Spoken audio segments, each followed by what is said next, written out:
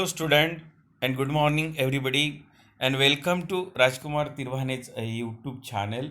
Okay, in this lesson today, we are going to learn lesson number 10, standard 8, cell and cell organelles. We learn here cell and cell organelles. म्हणजेच या धड्यामध्ये आपण पेशी आणि पेशींची जी अंगके असतात, ज्याला आपण सेल ऑर्गॅनेल्स म्हणतो आहे, त्याचा आपण या ठिकाणी अभ्यास करणार आहोत.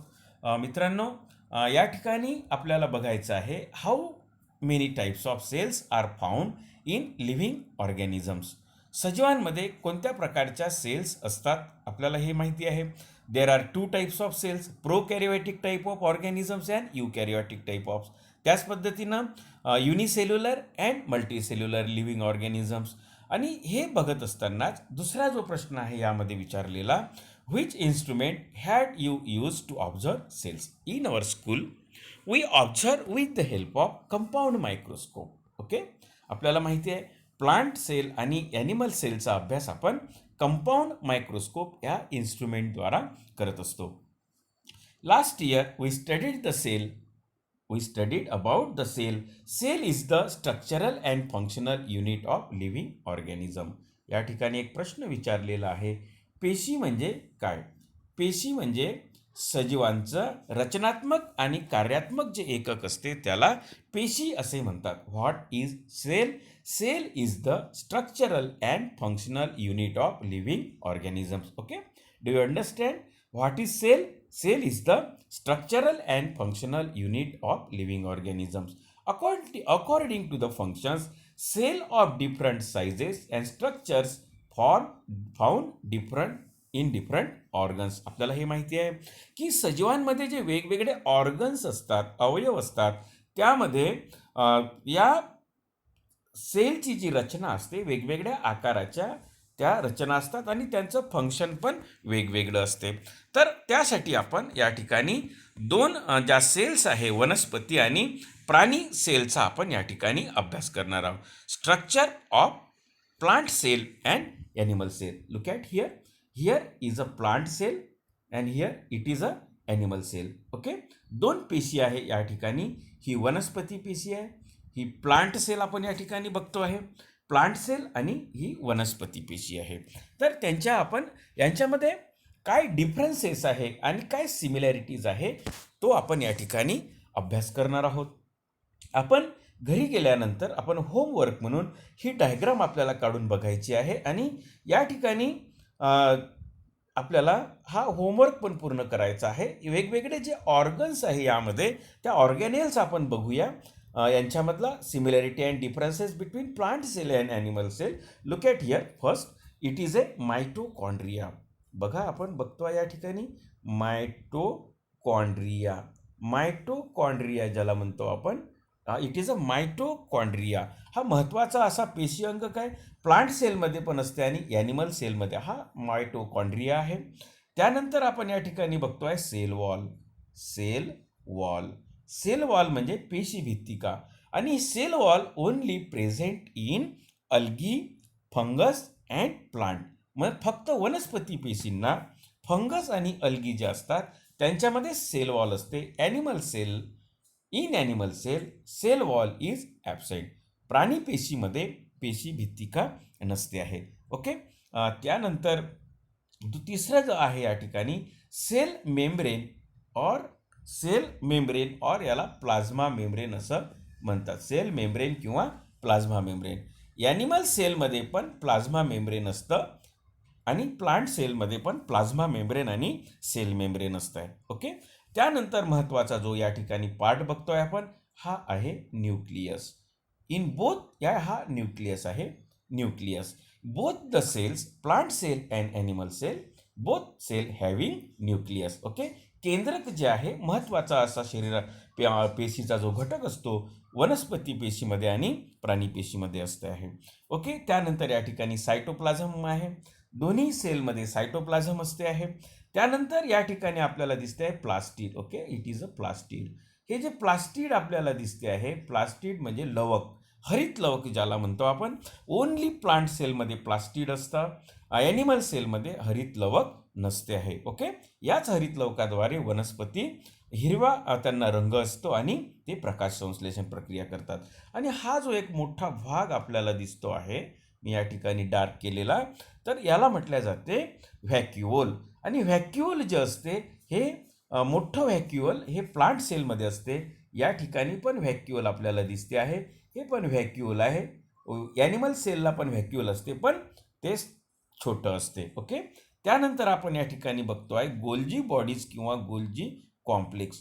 गोल्जी बॉडीज और गोल्जी कॉम्प्लेक्स दोन्ही याला गोल्जी कॉम्प्लेक्स असतात. हे या ठिकाणी गोल्जी बॉडीज दिसते आपल्याला और गोल्जी कॉम्प्लेक्स. ओके. तर अशा पद्धतीनं आपण प्लांट सेल आणि ॲनिमल सेल याच्यामधले डिफरन्सेस काय आहे आणि सिमिलॅरिटीज काय आहे हे आपण या ठिकाणी बघितलेलं आहे. त्यानंतर आपण या ठिकाणी बघू कोणते कंपोनंट म्हणजे घटक प्लांट सेलमध्ये आत्ताच आपण जो अभ्यास केलेला आहे प्लांट सेलमध्ये आहे आणि ॲनिमल सेलमध्ये काय आहे ते बघू. सेल मेम्ब्रेन जे आहे, both cell plant cell and animal cell have cell membrane. Okay.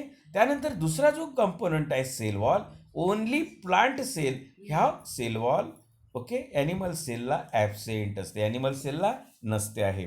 त्यानंतर आपण या ठिकाणी बघितलंय प्लास्टिड जे आहे फक्त प्लांट सेलमध्ये प्लास्टिड असते आहे आणि ॲनिमल सेलमध्ये प्लास्टिड नसते आहे. ओके. त्यानंतर आपण बघूया की गोल्जी कॉम्प्लेक्स आहे, गोल्जी बॉडीज दोन्ही सेलमध्ये असते आहे, मायटोकॉन्ड्रिया दोन्ही सेलमध्ये असते आहे, व्हॅक्युओल दोन्ही सेलमध्ये असते आहे.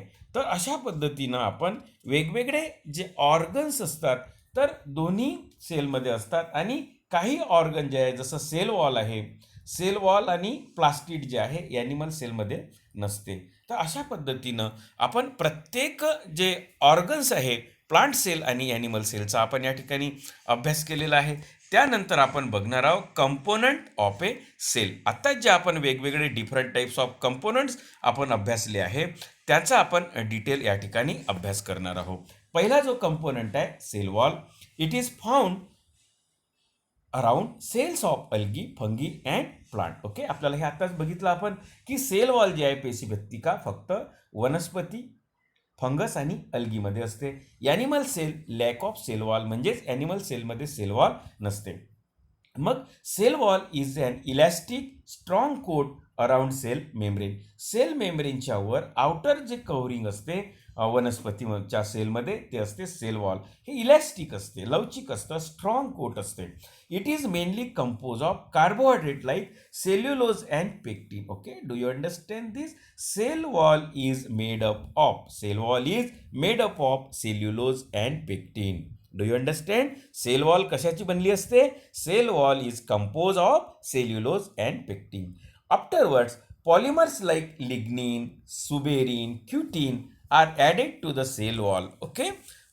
Function of cell wall are to support and protect the cell by preventing entry of excess water in the cell wall. मग याचं कार्य काय आहे, काय फंक्शन आहे सेल वॉलचं? To support and to protect, त्यांना सपोर्ट करणे आणि त्याचं संरक्षण करण्याचं काम आणि एक्सेस वॉटर बाहेर जाणार नाही वनस्पतीच्या सेलमधून त्यासाठी त्यांचं कार्य असते. ओके. Cell wall, the function of cell wall are to support, to protect the cell wall by preventing the entry of excess water. Okay. त्यानंतर आपण बघणार आहोत सेल मेम्ब्रेन, सेल मेम्ब्रेन और plasma membrane. Okay. What is mean by cell membrane? It is thin, fragile and elastic covering that separate cell component from outermost environment. सेलमधलं जे component असतात, घटक असतात, त्यांचं प्रोटेक्शन करण्यासाठी, सेपरेट करण्यासाठी एक लवचिक असं अवयव असतो. Structure of plasma membrane, structure of plasma membrane, कशाचं प्लाझ्मा मेम्ब्रेन बनलेलं आहे ते आपण बघू. स्ट्रक्चर ऑफ प्लाझ्मा मेम्ब्रेन कशाचं बनलं आहे? Protein molecule are embedded in two layers of phospholipids. Plasma membrane is said to be selectively permeable membrane at it is allow some substances to enter in the cell while prevent others. काही घटकांना ते आतमध्ये येऊ देते आहे आणि काहींना entry देते आहे, काहींना एंट्री देत नाही आहे, म्हणून त्याला सिलेक्टिव्हली परमेबल, सिलेक्टेड मटेरियल्सच एंट्री करते आहे आणि बाहेर जाऊ देते आहे. तर अशा पद्धतीनं due to this property useful molecules of water, salt oxygen enter the cell and carbon dioxide exit. आणि याच प्रॉपर्टीमुळं या सेल मेम्ब्रेनच्या, प्लाझ्मा मेम्ब्रेनच्या उपयुक्त जे मटेरियल आहे, ऑक्सिजन, सॉल्ट, पाणी हे आतमध्ये येत आहे आणि कार्बन डायऑक्साईड शरीराच्या बाहेर जात आहे. तर या ठिकाणी आपण स्ट्रक्चर बघतो आहे plasma membrane. Selectively permeable membrane त्याला का म्हणतं आहे? कारण काही मटेरियलचं ते सिलेक्टिंग करते आहे. Pectin, cellulose, microfiber, soluble proteins. तर अशा पद्धतीचं स्ट्रक्चर जे आहे हे आपण या ठिकाणी या प्लाझ्मा मेम्ब्रेनचं बघतो आहे. If any changes occur outside the cell wall, the cellular environment does not change due to plasma membrane. This condition is called homeostasis. होमिओस्टेसिस म्हणजे काय होते आहे? तर जर एखादं cell environment does not change, if any change occur outside the cell, the cellular environment does not change due to plasma membrane. This condition is called homeostasis. Okay, तर हे सुद्धा आपण बघितलेलं आहे. त्यानंतर आपण या ठिकाणी जे स्ट्रक्चर बघतो आहे, प्लाझ्मा मेम्ब्रेनचं स्ट्रक्चर बघत असताना कशा पद्धतीनं ते प्रोटीन, हे protein, it is a protein structure हे, आणि हे लिपिड लेअर आहे. 2 लेअर असते, कार्बोहायड्रेट चेन, प्रोटीन आणि लिपिड चेन. मग how do substances travel in the cell? म्हणजे सेलमध्ये हे जे पदार्थ असतात, ऑक्सिजन असेल, वॉटर आहे, काही घटक असतात विरघळलेले न्यूट्रियंट्स, कशा पद्धतीनं ट्रॅव्हलिंग करतात ते आपण या ठिकाणी बघूया. त्यासाठी एंडोसायटोसिस आणि एक्झोसायटोसिस, सेलमध्ये कशा पद्धतीनं आतमध्ये पदार्थ येतात आणि बाहेर जातात. जसं endocytosis to engulf food and other substances from outer environment. बाहेरच्या वातावरणामधून पेशीच्या आतमध्ये जे येतात दॅट इज एंडोसायटोसिस. एंडो म्हणजे आतमध्ये पदार्थ येणार. To engulf the food and other substances from outer environment.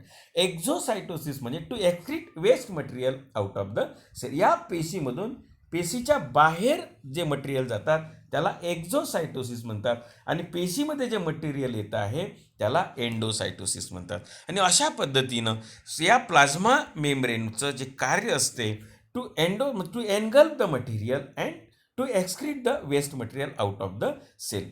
Processes those does not consume cellular energy. ज्यामध्ये एनर्जी कन्झ्युम होत नाही. 2 प्रोसेसेस आहे, त्या 2 प्रोसेस आपण बघूया या ठिकाणी. एक आहे डिफ्युजन आणि दुसरं आहे osmosis. What is mean by diffusion? Entry और exist of small molecule like oxygen and carbon dioxide. Oxygen आत घेणार आणि कार्बन डायऑक्साईड बाहेर, म्हणजे entry and exist of small molecule like oxygen and carbon dioxide, it is a diffusion. And what is mean by osmosis? Osmosis means the travelling of water from more, म्हणजे higher proportion to lower proportion, from more water to a part of less water through selectively permeable membrane is called osmosis. हा जो selectively म्हणजे plasma membrane आहे, plasma मेम्ब्रेनद्वारे जास्त पाणी असलेल्या पदार्थाकडून कमी water level असल्याकडे जाणे म्हणजेच ऑस्मोसिस होणे. ही फिजिकल प्रोसेसेस आहे. ओके, तर या ठिकाणी 3 प्रकारच्या या ठिकाणी ऑस्मोसिस दिसते आपल्याला. तर काय होणार कोणत्या कंडिशनमध्ये? ऑस्मोसिस बघा, पाणी वॉटर लेवल कुठे आहे? या ठिकाणी बघा, इकडे पाणी कमी आहे, पाणी बाहेर चाललेलं आहे. इकडे पाणी या 2 प्रकार आहे, पाणी आतमध्ये पण बाहेर पण चाललं आहे, आतमध्ये पण येते आहे. या ठिकाणी पाणी मात्र आतमध्ये येते आहे, व्हॅक्युअलमध्ये पाणी कलेक्ट होते आहे.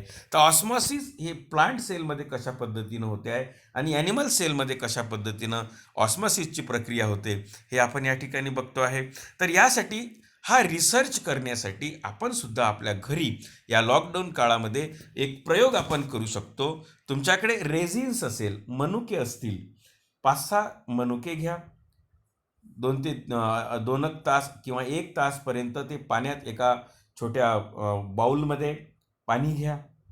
पाण्यामध्ये 5 ते 6 रेझिन्स टाका त्यामध्ये, आणि 1 तास ठेवल्यानंतर त्या रेझिनमध्ये काय फरक होतो, आणि हेच रेझिन्स कुठे टाका? शुगर सोल्युशनमध्ये टाका, आणि नंतर त्याचा अभ्यास करा आणि तुमचं ऑब्झर्वेशन त्या ठिकाणी नोंद करा.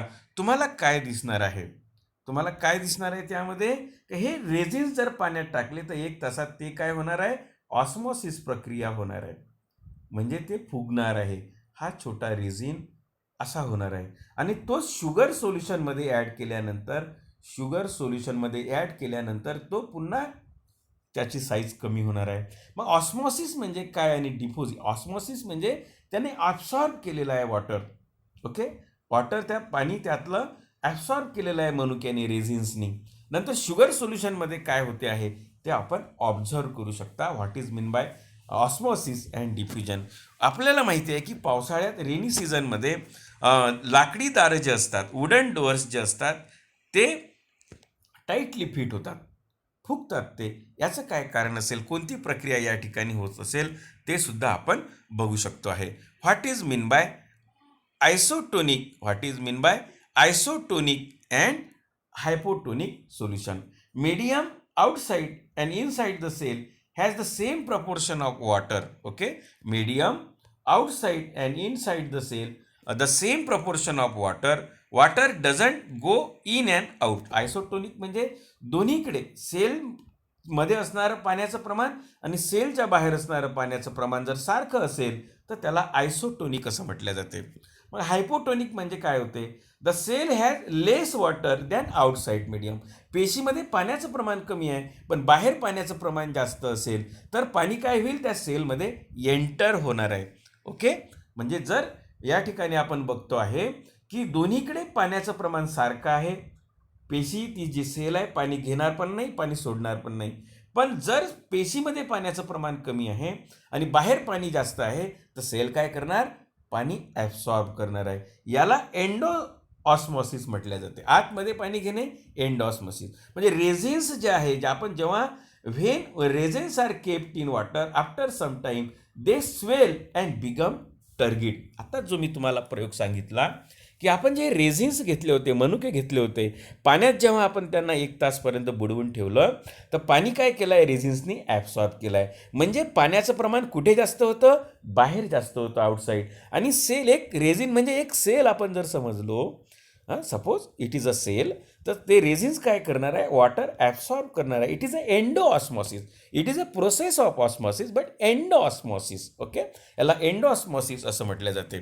मग हायपरटॉनिक म्हणजे काय होते आहे, the cell has more water than the outside medium. बाहेरच्या मीडियमपेक्षा आतमधल्या सेलमध्ये जर जास्त पाणी असेल, so water come out of the cell. म्हणजे जेव्हा आपण शुगर सोल्युशनमध्ये जेव्हा तेच म्हणजे टर्गिट झालेल्या रेझिन्स होत्या, फुगलेल्या ज्या रेझिन्स होत्या, त्यातलं जे पाणी होतं ते शुगर सोल्युशनमध्ये काय होईल, कमी होईल. त्याला हायपरटोनिक सोल्युशन म्हणतो. If fruit pieces are kept in thick saturated sugar solution, the water from fruit pieces enter the sugar solution, so the fruit pieces shrink after a while. If plant cell or animal cell is kept in hypertonic solution, water come out of the cell by the process of exosmosis and there is contraction of cytoplasm. This process is called प्लाझ्मोलिसिस. याला प्लाझ्मोलिसिस म्हणतात. म्हणजे सेलमधलं जे काही water content असेल ते बाहेर येते आहे. ओके, तर अशा पद्धतीनं आपण 3 गोष्टी या ठिकाणी पाहिल्या. आयसोटोनिक, दोन्हीकडे सारखं असते वॉटर लेवल. हायपोटोनिकमध्ये सेलमध्ये पाणी कमी असते, बाहेर जास्त असते. या ठिकाणी स्वेलिंग होणार, सेल ॲब्सॉर्ब करणार रेझिन्सच्या पद्धतीनं, झालं त्या पद्धतीनं. आणि हायपरटॉनिकमध्ये त्याच्या उलट प्रक्रिया होणार. तर अशा पद्धतीनं ह्या 3 सिच्युएशन ऑस्मॉसिसमध्ये होत असते. ओके, तर हे आपण या ठिकाणी बघितलेलं आहे. तर मित्रांनो, आपण तिसरा जो पार्ट आहे सेलचा, एक आपण सेल वॉल बघितलेला आहे. यामध्ये सेल वॉलचा आपण अभ्यास केलेला आहे. त्यानंतर प्लाझ्मा मेम्ब्रेन आणि तिसरा जो पार्ट आहे महत्त्वाचा तो आहे सायटोप्लाझम, जो दोन्ही सेलमध्ये असतो. सायटोप्लाझम, ओके, प्लांट सेलमध्ये पण असतो आणि ॲनिमल सेलमध्ये असतो आहे. ओके, तर आज आपण शाळेत असताना हा ओनियन सेल आपण ऑब्झर्व करू शकतो आहे.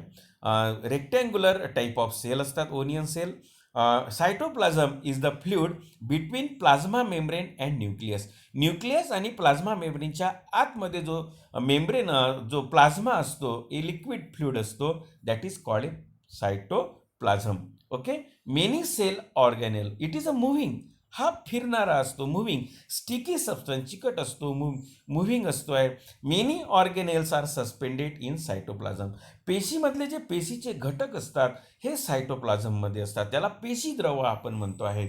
Cytoplasm is the medium for cellular chemical reaction. Many chemical reaction in the cell are म्हणजे सर्व प्रकारच्या ज्या पेशीच्या केमिकल रिॲक्शन्स असतात या सायटोप्लाझममध्ये असतात. हे मित्रांनो आपल्याला समजलं असेल. The part of the cytoplasm other than organelle is cytosol. Cytosol stored the vital substances like amino acid, glucose, vitamins etcetera. आता आपल्याला या ठिकाणी प्रश्न पडलाय, सायटोसॉल म्हणजे काय? सायटोसॉल म्हणजे यामध्ये व्हायटल अमाइन्स असतात, व्हिटॅमिन्स असतात, महत्त्वाचे असे घटक असतात. जसं अमिनो ॲसिड्स आहे, ग्लुकोज आहे, व्हिटॅमिन्स आहे, हे सायटोसॉलमध्ये असतात. ओके. तर आपण या ठिकाणी व्हॉट इज सायटोसॉल ते पण पाहिलं आहे. सायटोसॉल्स stores vital substances like amino acid, glucose, vitamins, etc. In animal cell, cytoplasm is more granular and dense, while in plant cell, it is thin and mostly pushed to the periphery due to larger central व्हॅक्युअल. आपल्याला माहिती आहे plant सेलमध्ये मोठं व्हॅक्युअल असतं आहे आणि animal सेलमध्ये छोटं व्हॅक्युअल असतं आहे. ओके. तर आपण या ठिकाणी ओनियल पिलिंगचा जो आहे हा एक्सपेरिमेंट आपण आपल्या शाळेत जेव्हा केव्हा सुरू होतील त्यावेळेस आपण बघूया. मित्रांनो, आपण या व्हिडिओ नंबर 1मध्ये सायटोप्लाझमचा अभ्यास केलेला आहे. त्यानंतर या ठिकाणी आपण प्लाझ्मा मेम्ब्रेन, सेल वॉल हा पण या ठिकाणी आपण अभ्यास केलेला आहे. ओके. तर दोन्ही सेलमध्ये आपण या ठिकाणी अभ्यास करत असताना सेल वॉल आहे. ओके. सर्व प्रकारचे घटकांचा आपण या ठिकाणी अभ्यास केलेला आहे. ओके.